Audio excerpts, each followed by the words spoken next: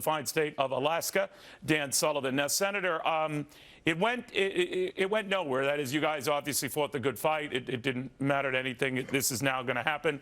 2 years of a budget that adds $80 billion to our debt. Both sides presumably get what they want. For Paul Ryan, the new speaker, it gives him some time to get a headache out of the way and deal with other issues. But you don't like it. Why not? Well, good afternoon, Neil. You know, I don't like it for a couple key reasons. It spends too much on bloated bureaucracies, doesn't spend enough on our national defense, does nothing to grow the economy. And you saw yesterday we announced we grew at a 1.5%, another quarter of tepid growth. And here's the big thing.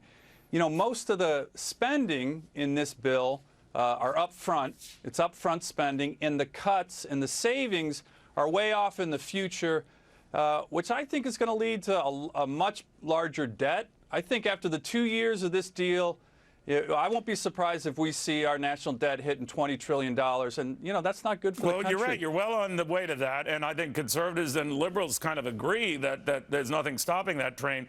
But I think what a lot of your colleagues who signed on to this, albeit holding on to their nose, is that, well, it beats a potential shutdown or, you know, a debt quagmire or anything. You've heard all that. And that save it for when, I guess, in your party's case, a Republican president comes in to deal with that with you guys. What do you make of that argument?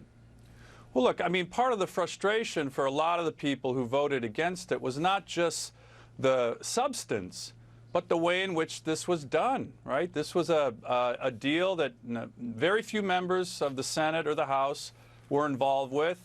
It comes out, it's announced, you have 2 days to read it and vote on it. And, you know, I'm part of a new group of Senate Republicans who we campaigned against this kind of governing. You know, these should be appropriations bills, regular order, where people get to see what's in it, take the time to vote on it.